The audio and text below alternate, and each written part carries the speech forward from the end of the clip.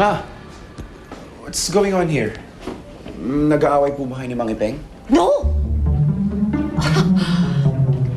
No, I'm not making war with him. No, nasigawan ko siya kasi ang kulit-kulit niya, tanong ng tanong tungkol kay Alice. Mang Ipeng, may good news nga po pala kami ni Kuya sa inyo. Matutuwa kayo, Tatay Ipeng. Nakita ko na po ang anak ninyo. Nakita ko na rin ang anak ko. Ano po? Si Alice po ba ang tinutukoy ninyo? Alam niyo na po na nasa resort din siya? What? Nasa resort na babaeng yon? Salamat, Ace.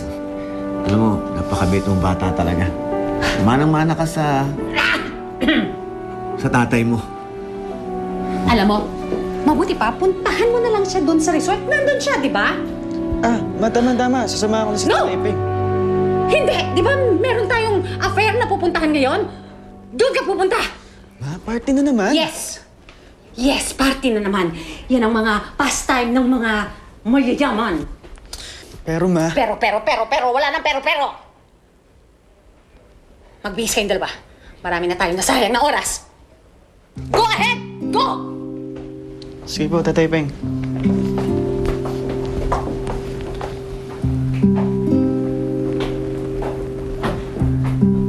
At ikaw, Ipeng, tatandaan mo to, ha? Kapag nalaman ko na sinabi mo kay Ace ang katotohanan, you know, I will take him to, far away land at sisiguraduhin kung hindi mo na siya makikita. Go!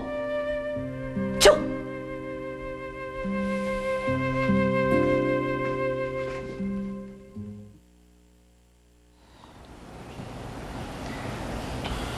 Alice, sabayan mo ako.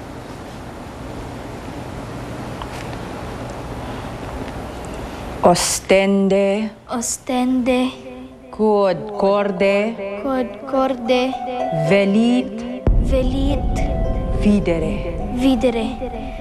Ostende, Ostende, quod corde, quod corde, velit, velit, videre. videre.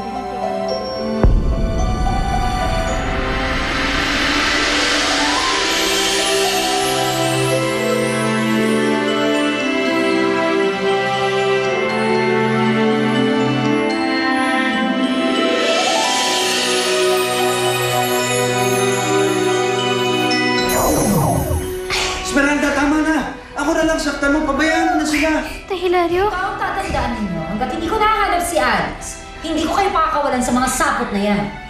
At mamayang gabi, pakakawalan ko na ang higanting gagamba. Ate Sina, Gelay, Nay! Sinasaktan nila si Tatay Hilario! Kailangan natin silang tulungan! Hindi na kayo makakawala dyan. Ay, Asmar, maawa na po kayo sa amin! Oo nga naman, Chang. Huwag mo na idamay si Gelay. Maawa ka naman sa bata.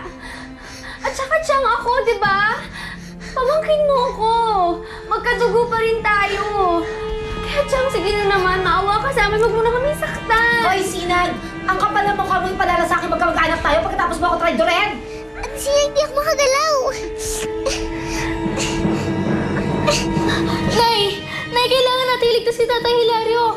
Tingnan mo, ginagawa nila, pinapakagat nila si Tatay sa kagagamba. Diyos ko, ang asawa ko. Nay, bakit mo ko pinigilan? Alice, hindi ka pa handa na gamitin ang kapangyarihan ng itim na bato. Hindi natin alam kung ano mangyayari sa'yo o sa kanila kapag pinilit mo yan.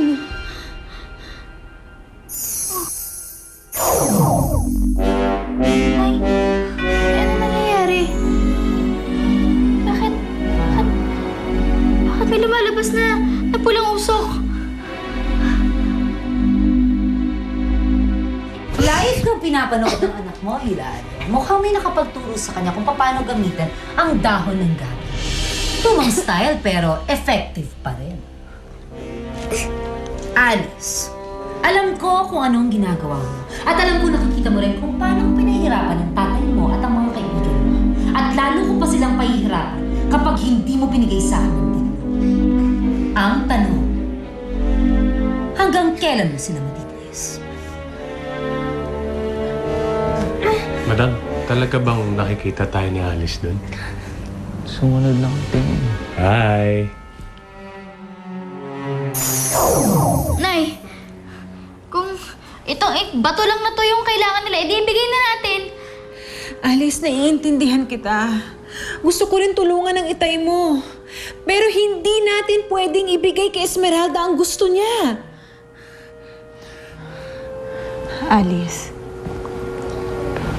Alice, kapag napunta sa kamay ni Esmeralda ang itim na bato, siguradong gagamitin niya yun sa kasamaan.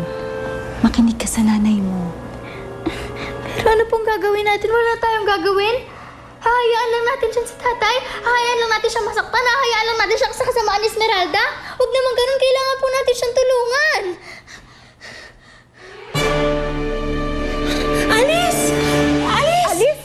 Alice! Alice! Alice! Alice! Alice!